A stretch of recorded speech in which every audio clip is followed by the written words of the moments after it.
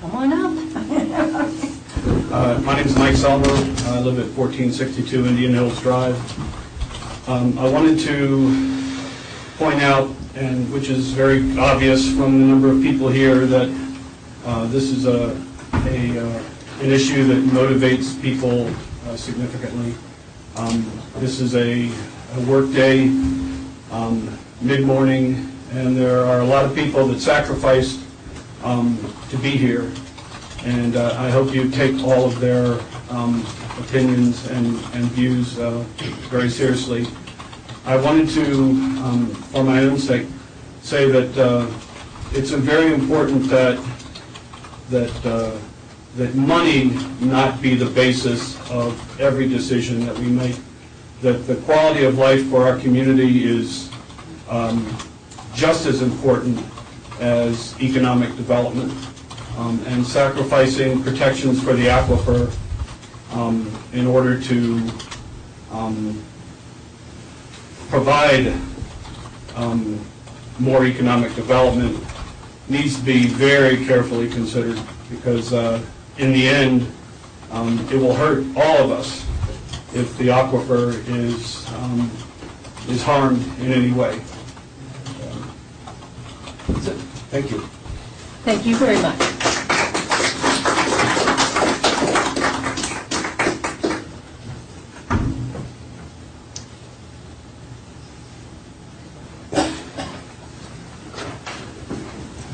Good morning.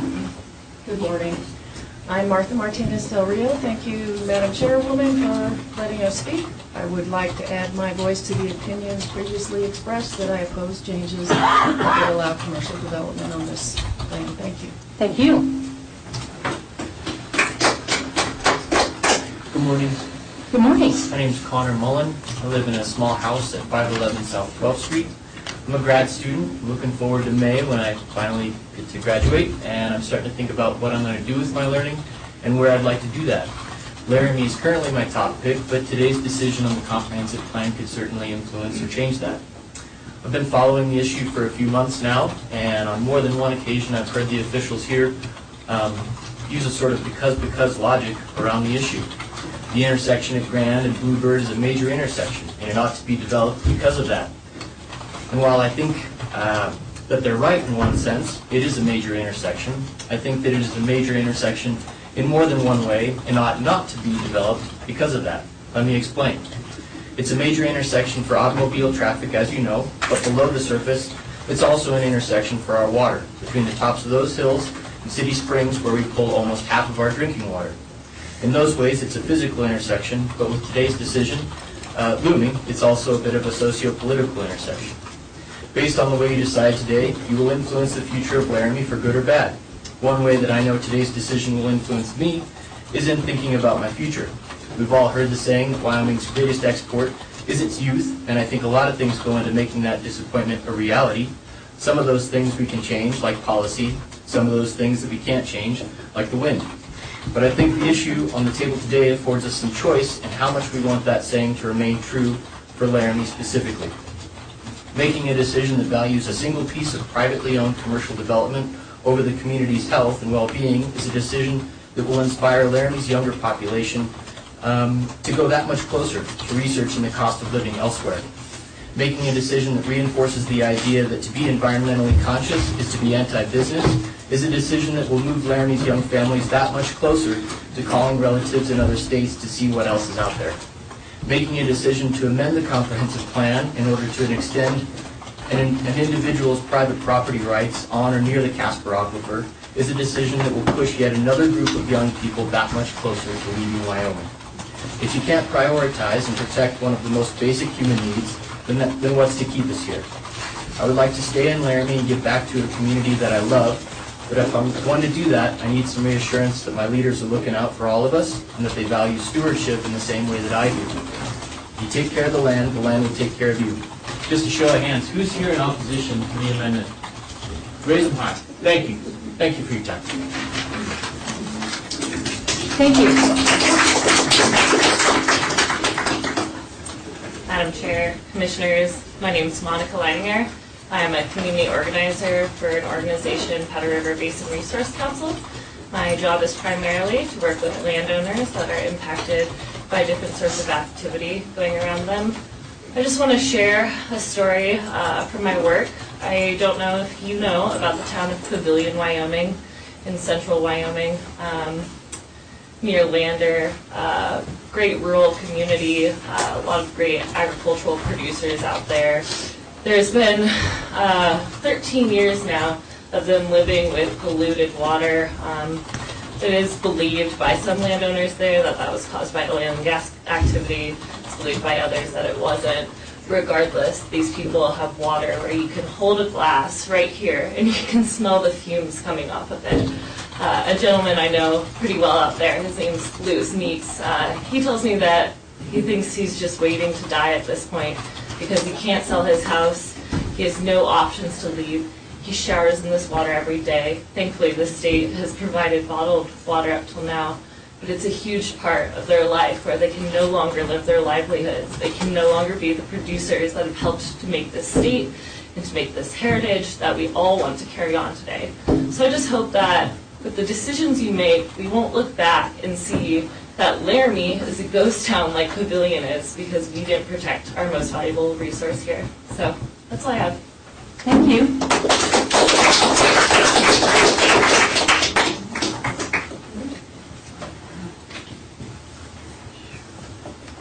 Good morning.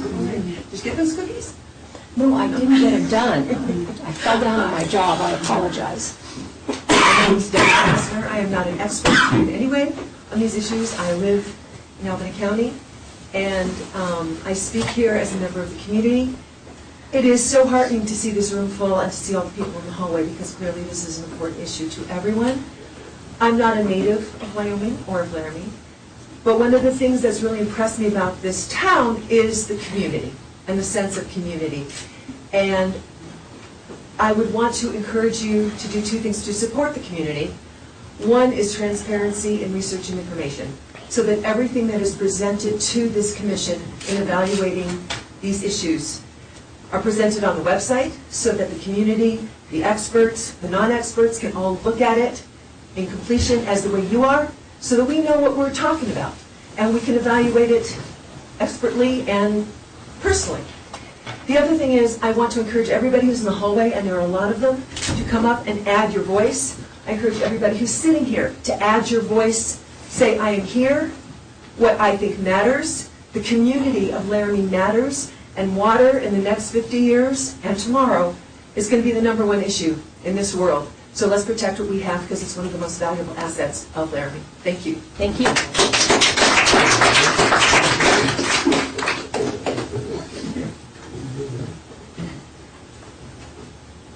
Good morning. Come on up.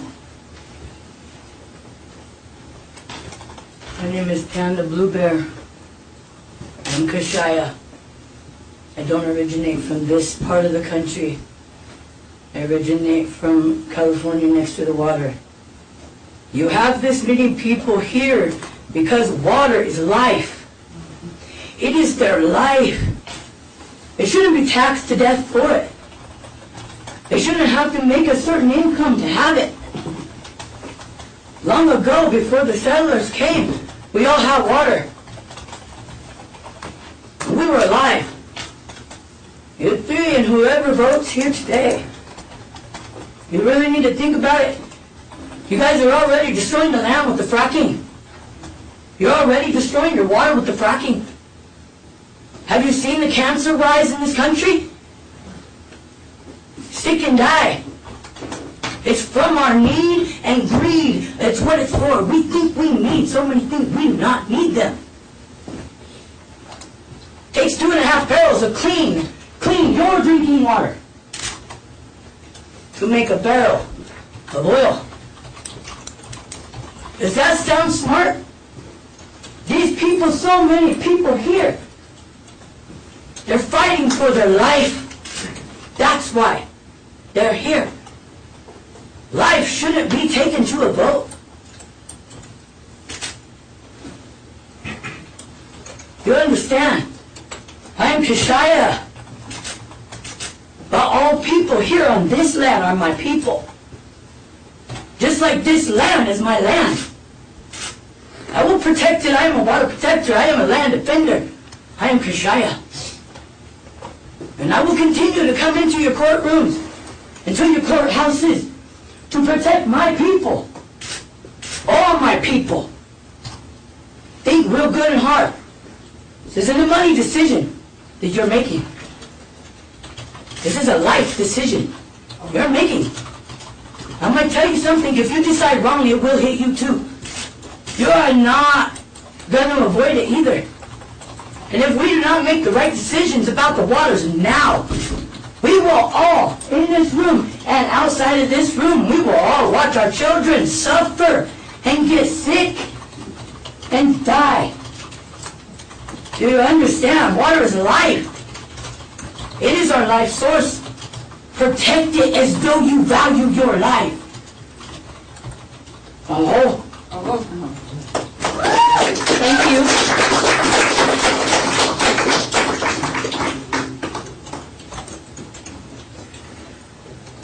Is there anyone outside that would like to come in and speak?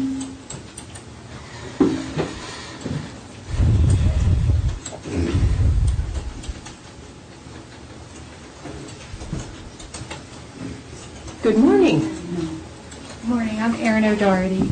I'm a resident of Albany County, and I'm just concerned about opening a can of worms by changing the zoning because it's such a, so many uses are allowed. So if, at least if there were an overlay zone or something that could protect the water, I think most people here would feel a lot better about it. Thank you. Thank you, Erin. You're fine. No, we don't sign you.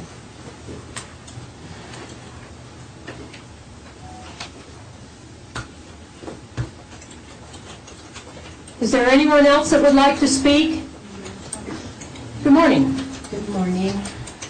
I'm Sharon Cumby. I live at 1422 East Park Avenue. And I just want to make 2 points. One is you all are elected officials by us and entrusted to act on our behalf and to provide us information and to work with the development of our town. My taxes have gone up progressively in the last 10 years and especially in the last 5 years. And it would be tragic if there were, I live on the east side of the town, and if there were contamination, the value of my home and my property that I've invested in for more than 22 years would just dissolve. It's a real risk as we think about where we want to stay, and it's something that I really start to think about. I support everything everybody said. I think that you have been entrusted with one of our most precious resources. Your decision-making will impact the entire community. My second point is this is a public meeting, and there are many people beyond Aqua and beyond other groups that may seem annoying to you at times, but there are people from all over the community. There are 50 people out in the hall who cannot participate in this public meeting. And I think when you have an issue like this, and you know how many people are interested, and you have 50 people out in the hall, I don't think you are serving us well. Thank you.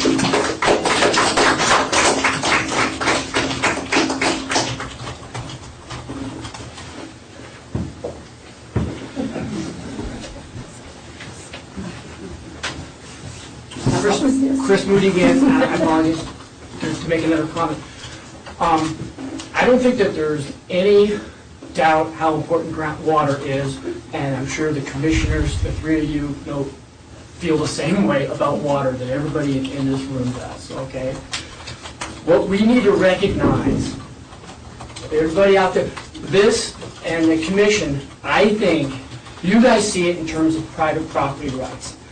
And we need to put those 3 words in our consciousness when we have a discussion and when we listen to you folks discuss this thing, because it's about personal property rights versus the protection and the management of the commons, such as a water resource. So everybody, keep in mind, it's about, there needs to be a dialogue about what are personal property rights, how do you land use manage them, because that's telling people personal property rights, people what they can do, that's what land use planning is all about. So, personal property rights, we need to work that out, what that balance is between how someone wants to use their land and propose it versus a common resource that's important to everybody. That's what needs to be worked out. Thank you. Thank you.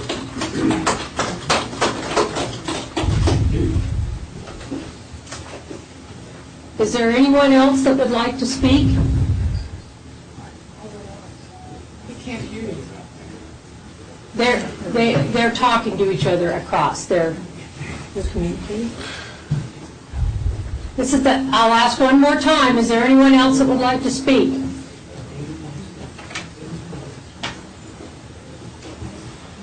Come on up.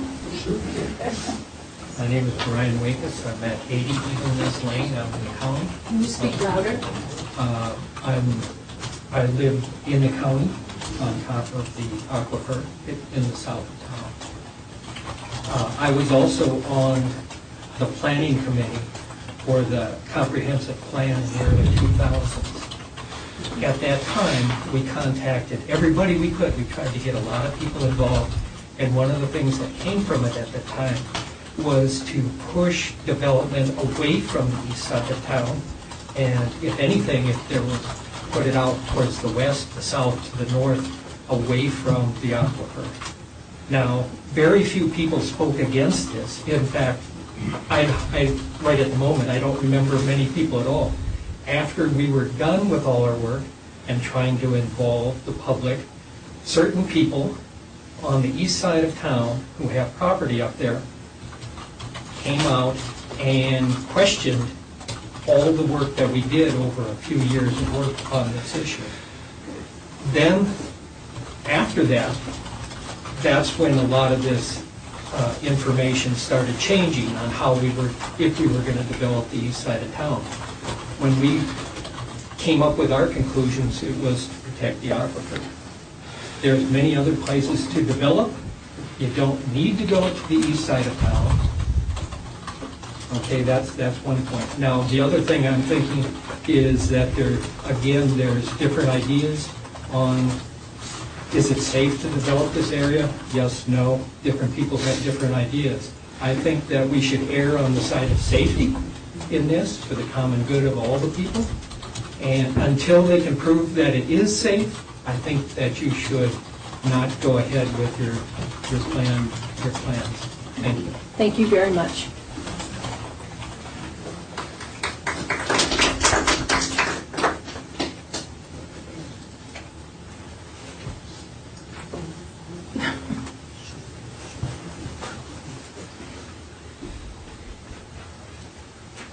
Thank you, Madam Chair. It was hard not to follow Chris Moody and want to add to the conversation that I think is coalescing on the topic of property rights versus protecting the state resource of the groundwater, right? Which we all, with our wells, get permission to withdraw, but it's the state resource that we're ultimately talking about protecting. Anyway, in regard to planning and zoning authority, and personal property rights, when I look at the statute, 18-5-201, authority vested in Board of County Commissioners, it says it is to promote the public health, safety, morals, and general welfare of the county. Each Board of County Commissioners may regulate and restrict the location and use of buildings and structures in the use, condition of use or occupancy of lands for residents, recreation, agriculture, industry, commerce, public use, and other purposes in the unincorporated areas of the county. And there's a whole lot more to the statute, but it's basically saying you have the authority to make these decisions. That's why you were able to pass a zoning ordinance. This gave you the authority to pass the zoning ordinance, or your zoning resolution, excuse me, that's the term of art for your zoning document, it's a zoning resolution. And this gave you the authority to do that. And in the authorities described in that zoning resolution, it refers back to this statute. It also tacks on the purpose of protecting private rights, but it provides no statutory authority by which you are given to do anything about property rights. So this isn't a conundrum. It's clear. You have the authority to make these decisions, notwithstanding public property rights. They've been incorporated in your zoning resolution. You thought about them when you zoned. You thought about it when you created the APOZ. All those property rights issues were taken into consideration. And so you have before you the ability to promote public health, safety, morals, and general welfare of the county. And that's what your authority is. Thank you. Thank you.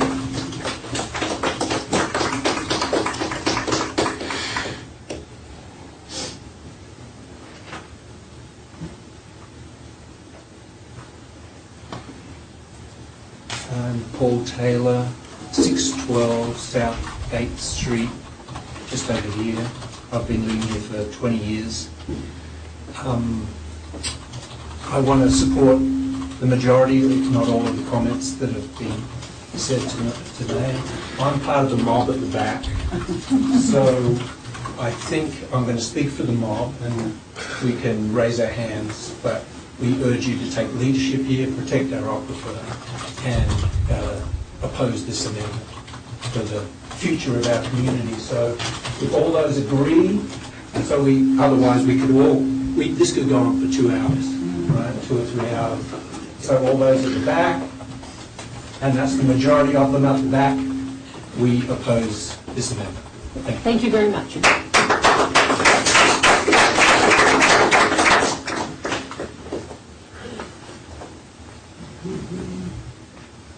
Is there anyone else that would like to speak this morning? Seeing none, may I have a motion to close the public hearing? Madam Chair, I move we close the public hearing. Second. Is there any further discussion? All those in favor? Aye. Aye. Aye. Motion carries. We'll move on to the Walter zoning change, LUC-07-19.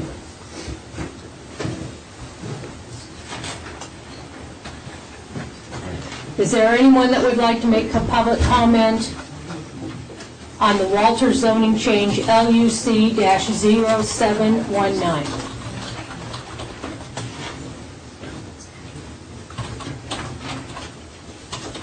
Madam Chair, I move that we close the Walter zoning change LUC 0719 public hearing. Second. Is there any further discussion? All those in favor? Aye. Aye. Aye. Motion carries. Please stand for the Pledge of Allegiance.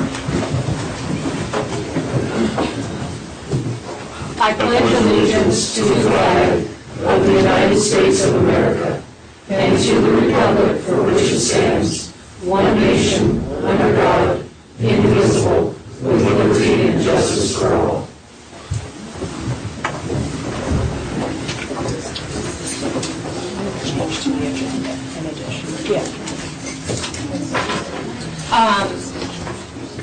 Item 1, call to order. Commissioner Gozart? Present. Commissioner Richardson? Here. Commissioner Jones? Here. Do we have any comments from the public?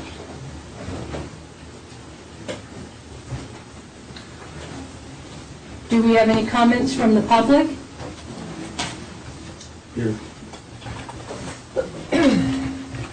My name is Patrick Sheehy. I live at 603 Mitchell Street, Laramie, apartment number 5. I just wanted to inquire if you can respond. What is the process now? You have just finished this hearing, and now there's going to be another hearing, I think, on the zoning change. Is that correct? Could you clarify all that? And then when will the commission make a final decision on these two issues? Thanks. To look and see what number is that? Madam Chair, would you like me to answer that? That's same, thank you, David. We did just have a public hearing for the comprehensive plan, so that'll be an action item coming up. There was a previous public hearing for the zoning change, so the public hearing already happened for the zoning change. And so it is also on the agenda because it was tabled at previous meeting, and that'll be up for a decision as well. Thank you, David. So this is Denise Greller. I would just like to say that in respect to the Swickert consideration zoning change that's coming up, some of you like to talk about property rights and your prioritization of that over other things, and I would just like to point out that the property rights of the people who purchased land in the Laramie Plains area are also being affected by this decision. They understood when they purchased those homes that this area was going to be residential, and to change the zoning to allow commercial there is affecting their property values and their quality of life. And so that's part of property rights too, and you have to consider those. Thank you. Thank you. Is there any other comments from the public?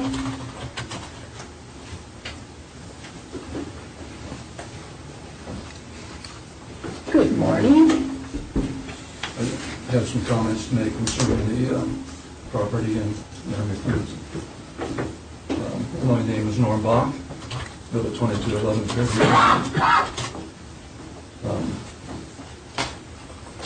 And we've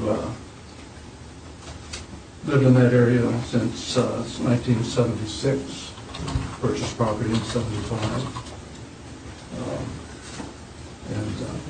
We have a view from our property that has a direct, clear vision or view of the property that's being considered for rezoning.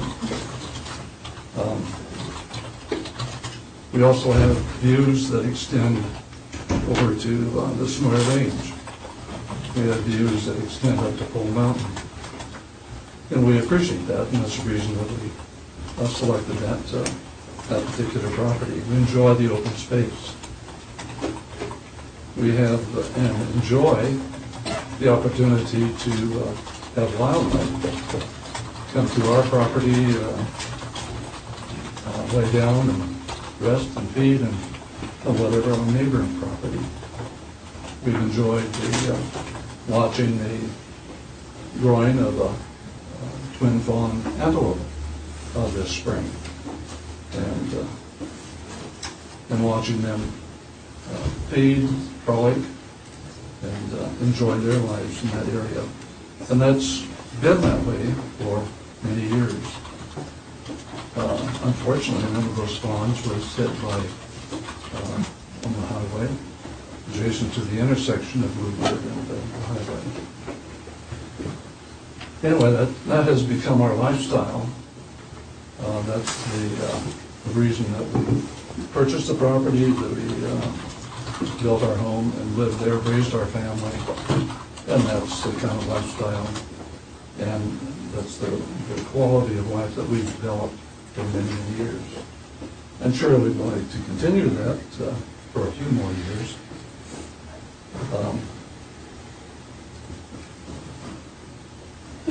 Approximately 20 years ago, because of that particular property and the under consideration and the way it was being used, I had the opportunity to call the county and visit about how it was being used and how it was classified at that point in that conversation. And I don't recall who it was who was in office at that particular time. But he indicated to me that there was some uncertainty about what that land was supposed to be zoned for, how it was supposed to be used. And because I built my property there with clear view, he asked me if I had photos showing the property. And assuming that would help his recollection or awareness of how it's to be used.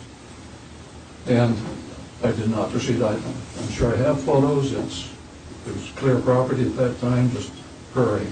But anyway, I felt that was on the part of the county's point, the kind of a brief response to an understanding of how they're responsible or accountable for.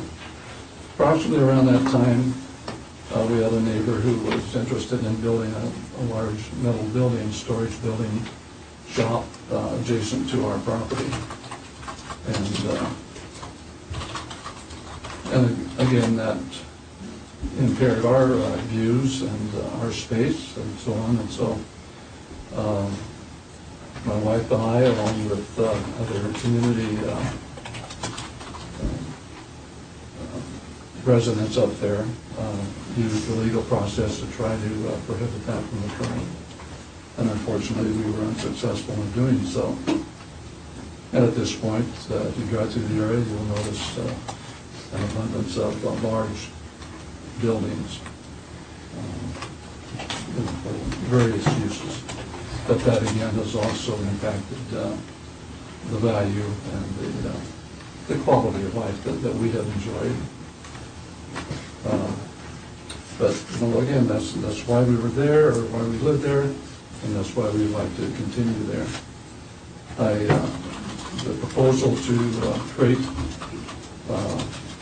commercialization or additional commercialization of adjacent property, certainly I'm opposed to, because I do feel that would continue to impact the quality of life that we enjoy.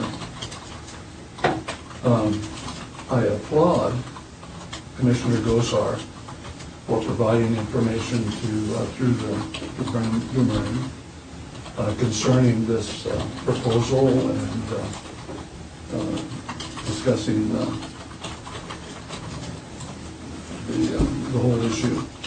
But one of the statements and the sentences that Mr. Gosar used was particularly notable to me, and that was that the proposed change from residential to commercial does not have to be approved just because it is requested. And that appears that that's the basis where we're at today. In this instance, it appears the main impetus for this consideration is solely based on a request by one person. And it appears that this request is based on a profit motive, not with consideration of existing environment, lifestyle, and that's currently existing in the immediate area. It appears to me that Mr. Schweikert has no connection to the adjoining neighborhood, and what occurs with the property after his sale of the property has no impact or relevance to him other than money received from the sale. Whereas the ultimate use and development of the properties may impact, and I use the word may impact and affect the lifestyle and quality of life and property values of neighboring residents. There's already been an impact for the quality of the area through the increased traffic and issues related to the gas station on the corner.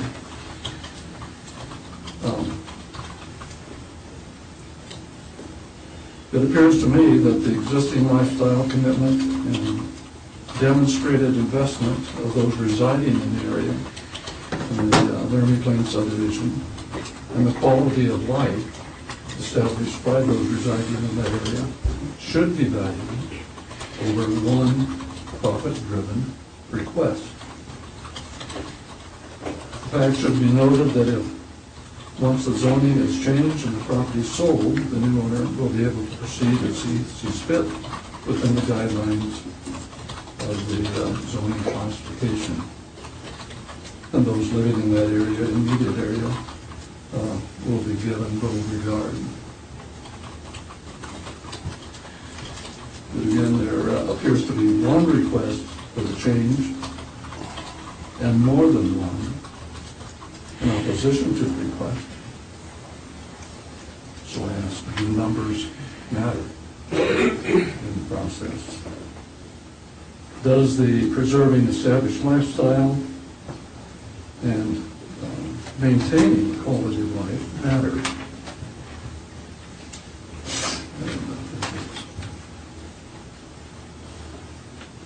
I feel very definitely that increased commercialization in the area would affect my quality of life. So I ask that you consider those thoughts. Thank you, Norm.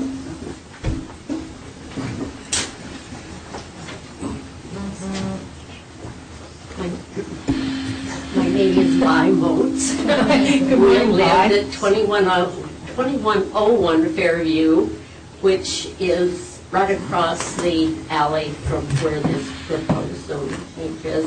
And I'm not going to go into any specifics because everybody already knows how I think the property owners feel.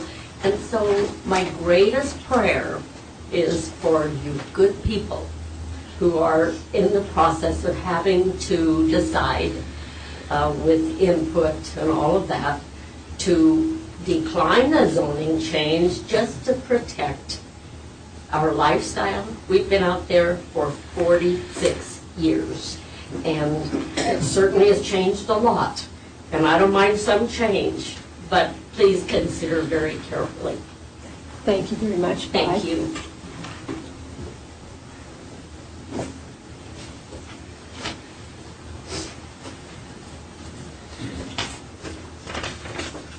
Madam Chair, just want to make sure, so this is when you're accepting additional comment from You the can zoning now, change? if you'd like, or you can wait.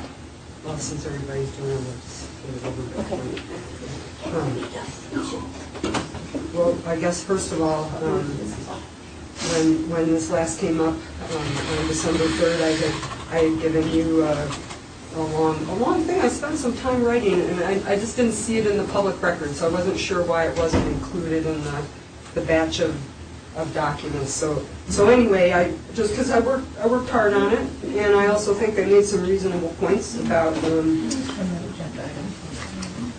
Would have been put in with the agenda item from that meeting. Okay, no, I guess I just see the some of the letters that you've received over time from residents seem to carry along, like from August to now, like they keep getting bundled in the hearing package.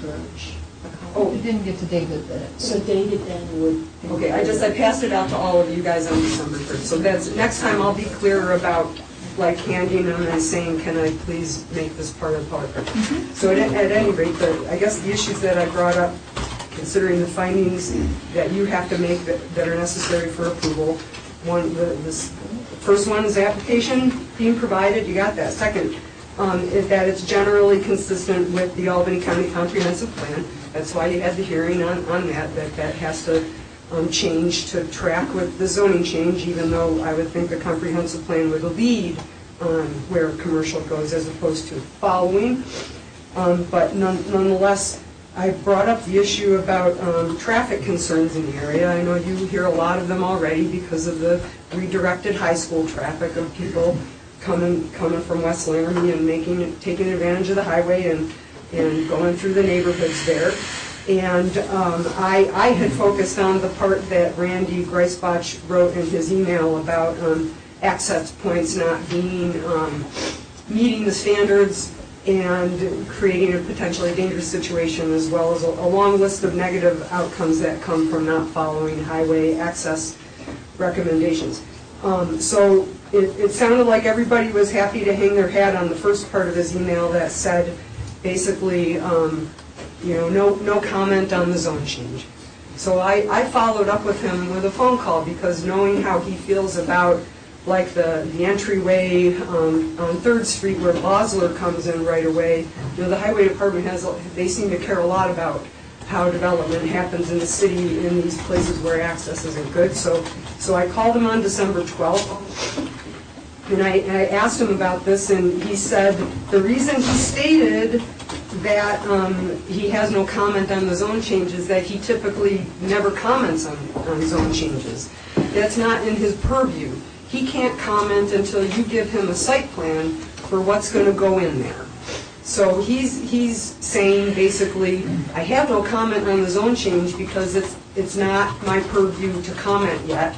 I comment when I get the site plan.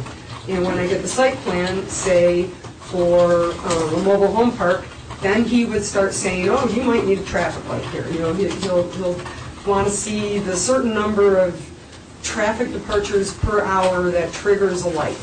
And so he said that stuff would happen when the commercial development happens. Like a truck stop, for instance, would probably require widening and different curves, he said. So I feel like you're overlooking the potential traffic impact to this area. I further asked Mr. Greisbach about what could be done. They won't do the traffic impact study at this point. That's not their job. But you could ask the applicant to do a traffic impact study. For example, if it becomes a mobile home park, we don't know. The applicant has never said what he intends to do. You could find out what the impact is going to be to the neighborhood. You could have a real on-the-ground idea. In fact, you can call up the highway department and I don't know if you guys asked your county planner to look into traffic data, but you can call up YDOT and ask them to tabulate I-80 crashes between Grand Avenue and Boulder Drive on the segment of Grand Avenue. And you can watch how when the high school opened, you start to see a ticking up in the numbers and a change in the numbers. We've had a high there of damage crashes of 26 in 2017. Compare that to 2011 where there were only 9. I mean, what I'm saying is you don't know. These numbers could mean nothing. I mean, they could be random, or it could be related to the high school traffic. But you're about to make a decision on a commercial zoning change that could change the traffic pattern without having any idea what it's gonna look like in that neighborhood. And so I just think you're rushing ahead here. And again, I think the conservation overlay zone clearly carves this out as an area that's not intended to change. Thank you. Thank you.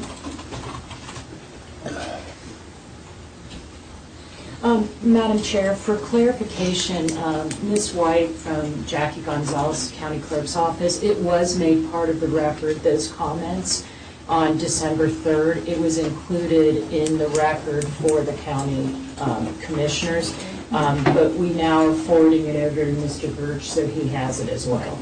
Thank you very much. Is there any further public comment? Seeing none, I would like to ask the commissioners, do you have any disclosures for today? None for me. I have none. And I have none.